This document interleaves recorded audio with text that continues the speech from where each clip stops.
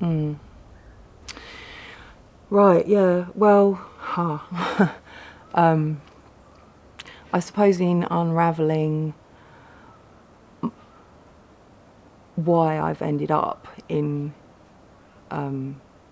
abusive relationships, in my lifetime, I got very interested in attachment theory and what that is to do with, for people that don't know, is the way that you bond relationally as a child with your caregivers, and the theory being that about 50% of the population get good enough, secure enough bonding, that they're comfortable enough with relationship and with intimacy that they can bond with people without too much trouble, and they're willing to engage in intimacy. So there's overwhelming evidence now that joins the dots, all links the stressful experiences in childhood to problems within adult relationships. Yeah, I didn't exist. I hadn't been mirrored as a child that I existed. I grew up feeling invisible, and I grew up not even knowing my own thoughts and my own feelings. The involuntary behaviours part of it was I can't question anything. I can't connect to my feelings. I can't connect to my body. I can't connect to my anger. Back then you didn't actually know that was even going on, so it was unconscious involuntary. Absolutely, absolutely. And I know now, as a psychotherapist trained in trauma, that my frontal cortex was shut down. I couldn't process, I couldn't think, I was in a fog. When you're a child, if you're not getting enough love, I mean, actually it's all about love. It's about love, care, attention, listening, touch. Touch is incredibly important, healthy, appropriate touch. Yeah. If you're not getting all of that stuff, the brain doesn't grow in the way that it needs to grow. In its most simple form, we can have two parents working really hard, struggling to try and survive living in a city like Sydney, paying the rent, keeping the kids fed, clothes, schooling costs, all that sort of stuff. Maybe dad's even working 6 days a week and mum's working 4 or 5. And the physical load on both of those parents will actually diminish their ability to emotionally attune. So in the most simple case, where there's no conscious intent at all to harm, in fact, these people are working their butts off to do their best for their kids. Those kids, if their experience is feeling disconnected and emotionally unattended to, that level of trauma, or what Harvard University are actually terming toxic stress, is still going to have a pretty significant impact on the development of their brains and the development of their sense of self, and similarly predispose those kids to a whole range of emotional disorder, violence, victim, or addiction, the whole thing. What I'm noticing now is in many, many different manifestations of mental health, bad mental health, we're all on a scale of it, on a spectrum. A lot of it can relate to some sort of, again, abuse, neglect, attachment disorder, something that has been going on in the background. Something that occurred in childhood. Yeah. Often around attachment. Yeah, say a bit more about attachment. 93% of communication is non-verbal. And so that means 7% of communication is verbal. And children live inside spaces where there is a lot of not being said going on. Mm.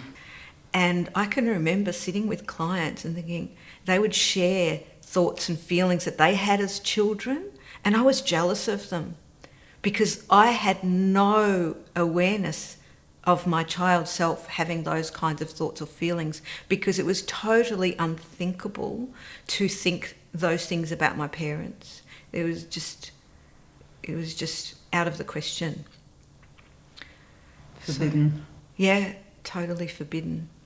There are people that can be bringing up children in such a way that the child is not really feeling the emotional affectation from the other person. So they're not looking into their eyes and really feeling a freedom of flow in communication in the non-verbals. I mean, there's actually a really interesting video, which I don't know if either of you have seen, which is probably worth seeing, called Still Face. I think we've seen it, the baby. It's tragic. It's just amazing. So, so just for the record, you know, that it's showing an attachment process where the mother brings in the child, the mother is looking at the child and sort of responding and reflecting, mirroring back what's going on over there. And then she sort of turns around and just doesn't respond anymore. And literally within 15 seconds, the child is in extreme distress.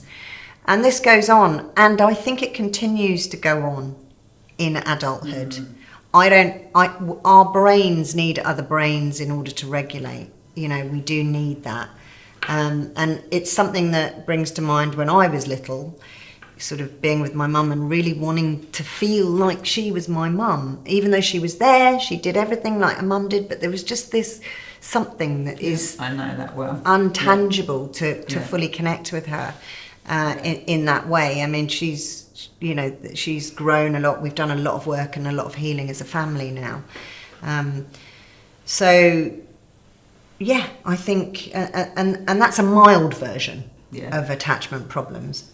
Bring into the mix drug use, violence, alcoholism, parents sort of going away into prison, all of those sorts of things, and it's a recipe for a child having to sort of close itself down or maybe find other ways to feel safe. To feel safe inside themselves, And the nervous system and the body is what responds. You know, I think we always think that it's about, you know, that thing of, oh, well, they don't understand. You know, we might not understand with our brain when we're 5, 7, 14 or whatever, but our bodies sense and pick up everything. I mean, we're animals, we're designed to survive. You know, we have that aspect to us to feel safe, and if we don't, we log it, and the brain doesn't recall, you know, it doesn't discern between whether it's real, it's imagined. If there is a fear state that happened originally somewhere, if there's anything else that replicates it at all later on, it kind of can come up. And unless somebody has some sort of interruption, so my interruption was hitting a rock bottom with drugs and being pregnant, I had to sort it out. You know, if somebody doesn't have an interruption, they can carry on tottering through life, causing havoc to themselves and people that they're in relationship with. You know, so that was a blessing in a way. So it's not really what's wrong with you. It's really about what you experienced. Isn't it? So when I was later, after therapy, when I was in a healthy relationship and my partner would have a certain look on his face, I went into massive abandonment rejection mode and would go through excruciating feelings that he was rejecting me. But actually, he wasn't doing that at all. I was projecting it, and my system would just be flooded with what I would understand as like the internal room of what I grew up in, because my parents were so self-absorbed that they didn't see me, and it just hit on that. And the excruciating, endless terror of that. But the thing is that as a child, it's not just the excruciating aspect of the experience in the moment, but the brain hasn't finished developing, so you haven't got resources on how to be with it. But the other thing is you're dependent for life, death, survival on your parents. So when that landscape gets triggered from adulthood into childhood or during childhood, it hits on life, death, terror. It's kind of confusing. I remember I've been through a lot of rehabs, and I'm not stupid, but I'd not, for somehow I'd got to the age of 30 without getting any sense of self-worth and nurturing and parenting and the skills and what causes you to, what makes you who you are. And so when I started going to these rehabs, and it was all the focused on your kind of, you know, your upbringing, your childhood, it was, I all of a sudden realised that I'd been fucked over by my parenting. It was all their fault. And then I spent years alternating between They did the best they could. It wasn't good enough. They did the best they could. It wasn't good enough. So I got caught in that loop. And as my mother and father have both died since, and I would no way dismiss my upbringing as bad. I wouldn't dismiss it. It's not so straightforward. So the terrible dilemma is our brain can create a belief out of something it thinks is true when the actual thing it thinks is true is not true. So a child starts to believe it's a bad person. I'll argue till the cows come home, especially like little kids, children. There's no such thing as a bad child, but there's certainly plenty of stress kids. So until we have some support to really, because a lot of this stuff does operate unconsciously, but we can pull it up into consciousness, but we need really good support to do that. So I suggest for people, if they are feeling like they are lost or disheartened by the way their community, family or friends are, is to look, because you will find a community that can be with the naming of the truth without being airy-fairy, without being positive thinking or idealistic or in denial, that have resources and supports to be with the whole. And I think when we can find those communities, we can heal. And then there's a ripple effect, because when one person heals, they engage differently with the people that they're with, and that creates a ripple effect, and it just keeps going on.